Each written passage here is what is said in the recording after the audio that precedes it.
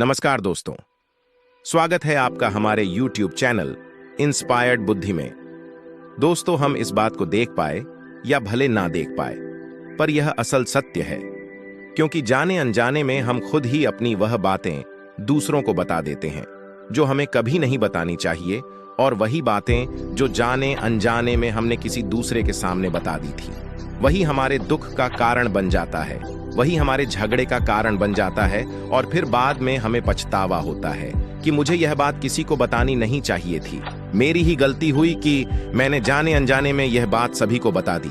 इसीलिए दोस्तों, आज की यह जो बौद्ध कहानी मैं आपको सुनाने वाला हूँ, उसे सुनने के बाद आपको 7 ऐसी बातें पता चलेगी जो आपको कभी किसी को नहीं बतानी चाहिए। दोस्तों, ये जो 7 बातें मैं आपको बताने जा रहा हूँ, वो बातें दूसरे को क्यों नहीं बतानी चाहिए, इसके पीछे का तर्क भी मैं आपको दूंगा। दोस्तों, धीरे बोलो कोई सुन ना ले, यह बात हम सबके कानों में पड़ी होगी और हमारे मुंह से भी निकली होगी, लेकिन सोचने की बात यह है कि यह वाक्य कब कब हमारे मुंह से निकलता है और कब कब हमारे कानों में पड़ता है, क्योंकि ऐसे कम ही गुप्त राज होते हैं जो हम दूसरों के कानों में पड़ने नहीं देना चाहते। अक्सर परिवार में अशांति का कारण हम स्वयं ही होते हैं। दोस्तों, आज की ये कहानी जो मैं आपको सुनाने वाला हूं, उसे पूरा जरूर सुने, और इससे पहले कि आप इस बौद्ध कहानी में खो जाएं, इस चैनल को सब्सक्राइब जरूर कर लें। तो चलिए कहानी शुरू करते हैं। एक समय की बात है, एक नगर में राम नाम का एक युवक रहता था। वह युवक बहुत गरीब था, कुछ पैसा नहीं था उसके पास, 2 वक्त की दाल रोटी भी बड़ी मुश्किल से उसको नसीब होती थी, और किसी काम की तलाश में दिन रात खोज करने पर भी उसे कोई काम नहीं मिल रहा था। फिर एक दिन उसने अपनी पत्नी के सामने अपनी सारी समस्या बता दी। उसने अपनी पत्नी को कहा कि मैं जिस जगह भी काम मांगने के लिए जाता हूं, तो हर कोई मुझे यह कहकर काम नहीं देता कि हमारे यहाँ काम की जरूरत नहीं है। मैं काम की तलाश कर करके थक चुका हूं। मुझे समझ नहीं आता कि मैं तुम लोगों का पेट कैसे भरूंगा और अपने बच्चों को कैसे पालूंगा, और यह चिंता मुझे दिन रात खाए जा रही है। यह सुनकर उसकी पत्नी ने कुछ सोचकर कहा कि तुम एक आदमी के पास सिर्फ एक बार ही काम मांगने के लिए जाते हो, और जब वह काम नहीं देता तो तुम दोबारा उसके पास जाते तक नहीं हो। अगर तुम्हें उनसे काम लेना है तो तुम्हें हमदर्दी जतानी होगी, तुम्हें उनसे हमदर्दी हासिल करनी होगी, अपनी गरीबी दिखानी होगी, ताकि वह लोग तुम्हारी मजबूरी समझकर तुम्हें काम पर रख ले। इसलिए शर्म मत करो, उन्हें अपनी मजबूरी बताओ, अपनी गरीबी बताओ, और इसी उपाय से तुम काम पा सकते हो। यह बात राम के मस्तिष्क में बैठ गई, और अगले दिन काम मांगने के लिए वह उसी सेठ के पास जा पहुंचा जहां पर वह पिछले दिन काम मांगने के लिए गया था। लेकिन इस बार उसने हाथ जोड़कर उस सेठ से प्रार्थना की, उससे विनती की कि वह बहुत गरीब है और उसे काम की बहुत आवश्यकता है। वह जो कुछ भी उसे देंगे वह उसमें संतुष्ट हो जाएगा, पर कृपया करके मुझे अपने यहाँ काम पर रख ले। उसकी यह हालत देखकर उस सेठ ने उसे अपने यहाँ काम पर रख लिया। वह रोज वहां पर काम पर जाने लगा। अंदर ही अंदर वह खुश तो था कि उसे काम तो मिला, लेकिन उसे वेतन दूसरे लोगों से कम मिलता था। वही काम जो दूसरे लोग कर रहे थे, उन्हें ज्यादा वेतन मिल रहा था और इसे कम वेतन मिल रहा था। जब इस बारे में उसने अपने सेठ से कहा, तो सेठ ने कहा कि देखो भाई, तुम्हें काम की जरूरत थी, मैंने तुम्हें काम दिया, मेरा धन्यवाद करने की बजाय तुम मुझसे शिकायत कर रहे हो, ये कैसी बलवंत शाही है। ये सुनकर राम वहीं पर चुप हो गया। बात कहीं ना कहीं सत्य थी, सच थी। सेठ ने तो उसे उसकी मजबूरी के हिसाब से ही काम दिया था, और इसीलिए वह उसे अपने अनुसार ही वेतन देता था। लेकिन धीरे धीरे उसने यह बात अपने दोस्तों को भी बताना शुरू कर दी कि उसका सेठ कैसा आदमी है और उसे कितना वेतन देता है। समय बीतता जा रहा था और राम पूरी लगन के साथ अपना काम करता रहा, लेकिन अब परिस्थितियां बदलने लगी थीं। सेठ अब राम से दूसरे लोगों से ज्यादा काम लेता था और उनसे कम वेतन उसे देता था। यह बात राम के मन को बहुत दुख की करती थी। वह दूसरों से ज्यादा मेहनत कर रहा है और उनसे कम वेतन पा रहा है। इससे उसके आत्मसम्मान को बहुत गहरी चोट पहुंची। अब धीरे धीरे उसका मन अपने काम से हटने लगा। उसका मन काम में लगता ही नहीं था। जाहिर सी बात है कि ऐसी जगह किसका मन लगेगा जहां आदमी को अपने आत्मसम्मान के साथ समझौता करना पड़े। इसीलिए जल्द ही उसने अपना काम छोड़ दिया और वह घर पर आकर खाली बैठ गया। अब उसके पास घर का खर्चा चलाने के लिए भी पैसे नहीं बचे थे। इसीलिए उसने अपने सगे संबंधियों और अपने दोस्तों से सहायता मांगने शुरू की। लेकिन उसके दोस्त उसके सामने तो उसे दया का पात्र समझते थे, उसे दिलासा देते थे, लेकिन पीछे से उसका मजाक उड़ाते थे। वह कहते कि कितना बेवकूफ है, सेठ ने इतना काम लिया और बेचारे को पैसे भी नहीं दिए। अरे हम इसको पैसे दे दे तो ये कल हमारा भी पैसा नहीं वापस कर पाएगा।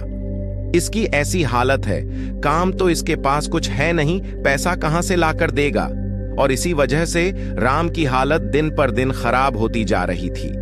अब वह दिन रात तनाव में रहने लगा था। वही दोस्त, वही सगी संबंधी जो उसके अपने होने का दिखावा करते थे, वह उसे दया का पात्र समझ रहे थे। उन्हें उसके ऊपर तरस आ रहा था।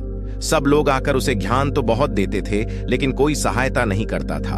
और अक्सर ऐसा ही होता है, ज्ञान देने वाले तो बहुत मिल जाते हैं, लेकिन मदद करने वाले, उंगली पकड़कर हाथ पकड़कर आगे चलाने वाले कितने लोग मिलते हैं। फिर एक दिन उसे पता चला कि पड़ोस वाले गांव में एक बौद्ध भिक्षु आया हुआ है जो बहुत ही ज्ञानी है। राम इतना तनाव में था कि उसे कोई रास्ता नजर ही नहीं आ रहा था। इसीलिए जाने अनजाने वह उस बौद्ध भिक्षु के पास पहुंच जाता है। वहां पहुंचकर वह सीधे बौद्ध भिक्षु के पैरों में गिरकर रोने लग जाता है। वह रोते रोते बौद्ध भिक्षु को अपनी सारी परिस्थिति बताता है कि किस तरह से उसके सेठ ने उसका फायदा उठाया और उसके सगे संबंधी उसके साथ कैसा व्यवहार रखते हैं। इन सारी बातें सुनकर बौद्ध भिक्षु ने उसे चुप कराते हुए कहा कि बेटे, यह सारी समस्याएं तुम्हारी बुद्धिहीनता, तुम्हारी मूर्खता के कारण उत्पन्न हुई है। अगर तुम्हारे अंदर विवेक होता तो इनमें से एक भी समस्या तुम्हारे चित्त को दुखी नहीं कर सकता था, लेकिन तुमने अपने अविवेक के कारण, अपनी मूर्खता के कारण खुद ही अपने रास्ते में कांटे बिछा दिए। परंतु आज मैं तुम्हें 7 ऐसी बातें बताने जा रहा हूं जो भूलकर भी किसी को मत बताना। और इन बातों का अनुसरण करते हुए तुम बाहर से मिलने वाले दुखों को तो दूर कर ही सकते हो जो बेवजह दुनिया की वजह से तुम्हारे अंदर पनपते हैं। पहली बात जो किसी को नहीं बतानी चाहिए वह है अपनी मजबूरी का दिखावा करके दूसरों का दया पात्र बनाकर उनकी सहायता लेने की गलती कभी मत करना। हो सकता है कि आज वह तुम्हारी मजबूरी देखकर तुम्हारी सहायता कर दे, लेकिन कल वह तुम्हारा फायदा उठाने से भी नहीं चुके। और अगर फायदा भी नहीं उठाया तो दूसरों के सामने तुम्हारा मजाक बनाने में वह आदमी कभी नहीं झुकेगा। इसीलिए कभी भी अपनी मजबूरी का दिखावा मत करो। अगर घर में 2 रोटी है तो वहीं खाकर सो जाओ, लेकिन दूसरों को इसके बारे में भनक तक नहीं लगनी चाहिए। जरा आप खुद सोचो, मजबूरी बताने का क्या प्रयोजन होता है। एक इंसान का या तो वह दूसरों से सहानुभूति हासिल करना चाहता है या उनसे कोई आर्थिक मदद चाहता है, लेकिन अगर वो दोनों ही परिस्थितियां आप देखें तो दूसरा आदमी आपका फायदा उठाने से नहीं चूकता। और अगर वह फायदा नहीं भी उठाएगा तो अपनी नजर में तो वह आपको मूर्ख ही समझेगा, बेवकूफ समझेगा और दूसरों के सामने आपका मजाक तो जरूर बनाएगा। इसीलिए अपनी मजबूरी के बारे में कभी किसी को मत बताना।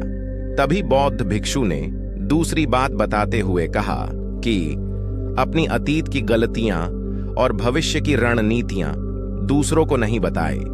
दोस्तों जरा सोचो कि अगर हम अपने अतीत की गलतियां किसी दूसरे को बताते हैं तो उसका क्या प्रभाव होगा। वह गलतियां ठीक तो नहीं की जा सकती, जाहिर है, तो उन्हें बताने का क्या प्रयोजन रह जाता है। आप अपने अंधेरे पक्ष को खुद दुनिया के सामने बता रहे हो, खुद अपनी गलतियां दूसरों के सामने बता रहे हो। इससे उस आदमी की नजर में आपका एक चरित्र घटित हो जाएगा और वह भविष्य में हमेशा आपको उसी नजरिए से देखेगा। इसीलिए किसी भी आदमी की नजर में अपना चरित्र गठित मत होने दो और जरा सोचो कि आप व्यर्थ में ही अपने भविष्य की रणनीतियां दूसरों के सामने बता रहे हो। जो लोग आपके काम का हिस्सा ही नहीं हैं, उनके सामने अपने भविष्य की रणनीतियां, अपनी डींगे हाँकने का क्या फायदा।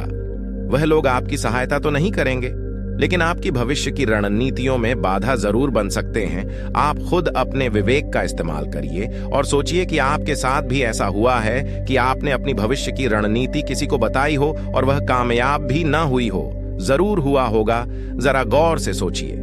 तीसरी बात जो किसी को नहीं बतानी चाहिए वह है अपने घर की बातें। जो भी हमारे घर के अंदर आपस में बातचीत होती है, हमारे माँ बाप के साथ, हमारी पत्नी के साथ, हमारे बच्चों के साथ, वह बातें परिवार तक ही सीमित रहनी चाहिए। अगर आप इन बातों का दूसरों के सामने डिंडोरा पीटते हो तो दूसरों को आपके घर में घुसने का एक मौका मिल जाता है और वह इसका फायदा उठाने से कभी नहीं चूकता। वह आपके परिवार के सदस्यों को आपसे दूर लेकर जाने की कोशिश करेंगे। दोस्तों, ऐसा होता है, हम समाज में देखते हैं कि हम अपने घर के झगड़ों को कम करने के लिए उन झगड़ों को अपने पड़ोसियों और दूसरे सगे संबंधियों को देते हैं, लेकिन इससे आपको सहायता कभी नहीं मिली होगी, बल्कि आपके घर की लड़ाई झगड़े और ज्यादा बढ़ गए होंगे। और वह जाहिर है, वह बढ़ेंगे अगर आप अपने माँ बाप की बात दूसरों को बताएंगे। तो आपके माँ बाप को बुरा लगेगा कि हमारा बेटा हमसे बताए बगैर दूसरों को यह बातें बता रहा है। इसीलिए अपने घर की बातें और अपने घर की लड़ाई झगड़े किसी के सामने मत बताना। महात्मा बुद्ध ने कहा कि अगली बात जो मैं आपको बताने जा रहा हूं, जो किसी को नहीं बतानी चाहिए, वह सुनने पर बहुत अजीब लग सकती है, लेकिन उसका सत्य भी मैं आपको एक तर्क के माध्यम से दूंगा। मैं कहता हूं कि अपनी आमदनी किसी को मत बताना। अब अपनी आमदनी ना बताने के पीछे क्या कारण हो सकता है? जरा सोचिए कि आप अपनी आमदनी अपने दोस्तों को बता देते हैं, तो जब आपके दोस्तों को जरूरत पड़ेगी तो वह सिर्फ आपको ही याद करेंगे, क्योंकि उनको पता है कि अगर आपकी आमदनी ज्यादा अच्छी है तो आप ही उनकी मदद कर सकते हैं, और इसीलिए ज्यादा लोग आपसे सहायता मांगेंगे। और जब आप उनकी सहायता नहीं करेंगे तो वह सोचेंगे कि इस आदमी के पास पैसे हैं, मेरी सहायता कर सकते हैं, लेकिन यह सहायता कर नहीं रहा है। और इसीलिए आपकी आमदनी आप दोनों दोस्त के बीच एक झगड़े का कारण हो सकती है। कम आमदनी होगी तो लोग मजाक उड़ाएंगे, और ज्यादा होगी तो सहायता मांगेंगे, तो अपनी आमदनी बताने का कोई प्रयोजन नहीं है। महात्मा बुद्ध ने शिष्य को 5वीं बात बताते हुए कहते हैं कि अगली बात जो मैं आपको बताने वाला हूं उसे अपनी घाट बांध लेना, और किसी को यह बात मत बताना। अपनी कमजोरी और अपनी ताकत अक्सर इंसान को पता नहीं होता है कि उसकी कमजोरी या उसकी ताकत क्या है, लेकिन अगर आपको अपनी कमजोरी और अपनी ताकत पता है तो पहली बात तो आप बहुत ही बुद्धिमान आदमी है, और दूसरी बात कि आपको यह बातें किसी से साझा नहीं करनी है, क्योंकि अगर आपकी कमजोरियां दूसरों को पता चल गई तो वह आपकी कमजोरियों का फायदा उठाएंगे, और अगर आपकी ताकत पता चल गई तो वही ताकत आपकी कमजोरी बन जाएगी, क्योंकि वह ताकत दूसरे आदमी को पता है और वह ताकत की खाट भी ढूंढ ही लेगा। अपनी कमजोरी और अपनी ताकत अपनी पत्नी या अपने पति को भी नहीं बतानी चाहिए, क्योंकि इसके बाद आपको घर में उनसे हमेशा दब के रहना पड़ेगा। बौद्ध भिक्षु ने कहा, अगली बात जो किसी को नहीं बतानी चाहिए वह है अपने मित्र और अपने शत्रु। आप अपने मित्रों के बारे में अगर दूसरे लोगों को बताएंगे तो वह आपके मित्रों के साथ अपनी घनिष्ठता बनाकर आपको धोखा दिलवा सकते हैं। आपके गहरे मित्रों को आपसे दूर करने का प्रयास कर सकते हैं। अक्सर आम आदमी ऐसा नहीं करता, लेकिन आपके दुश्मन ऐसा करने की कोशिश कर सकते हैं, और दूसरी तरफ आपके शत्रु का भी किसी को नहीं पता लगना चाहिए, क्योंकि आज जो आपका मित्र है, अगर कल वह आपका दुश्मन हो गया तो वह आपके दुश्मन के साथ ही मिलकर आपको हरा सकता है, आपको धोखा दे सकता है। इसीलिए अपने सबसे अच्छे दोस्तों को भी अपने दुश्मन के बारे में कभी मत बताना। बौद्ध भिक्षु ने मुस्कुराते हुए कहा, अगली और आखिरी बात कहना चाहता हूं कि जब तुम दान करते हो तो दान के बारे में भी किसी को मत बताना, नहीं तो दान करना व्यर्थ हो जाता है, बेकार हो जाता है। जब आपने दान का ढिंढोरा पीटते हो तो आप यह बता रहे हो कि मैं कितना बड़ा दानी पुरुष हूं, और यह आपके अंदर एक अहंकार निर्मित करेगा। इसीलिए दान गुप्त रूप से किया जाए उतना ही अच्छा होता है, उतना ही फलदायी होता है। जब आपका बायां हाथ दान कर रहा हो तो दाएं हाथ को भी ना पता चले कि बायां हाथ दान कर रहा है। ये 7 बातें जो बौद्ध भिक्षु ने राम को बताई, इनमें संसार के सभी सिद्धांत छिपे हुए हैं। इन बातों का इस्तेमाल करते हुए आप अपने घर में सुख शांति बना सकते हैं और घर के झगड़े हमेशा के लिए दूर कर सकते हैं। आप इन बातों के बारे में अपने विवेक से भी सोचेंगे तो आपको यह बातें सच मालूम पड़ेंगे। और हमारा कहानी सुनाने का मकसद यही है कि आपका विवेक जागृत हो, आप खुद उन बातों के बारे में सोचें जो हम आपको बता रहे हैं, और इनके अलावा भी अगर आप कुछ जानते हैं तो उन बातों को भी कमेंट सेक्शन में जरूर डालें। तो दोस्तों, आज के वीडियो में बस इतना ही। उम्मीद है आपको यह कहानी पसंद आई होगी।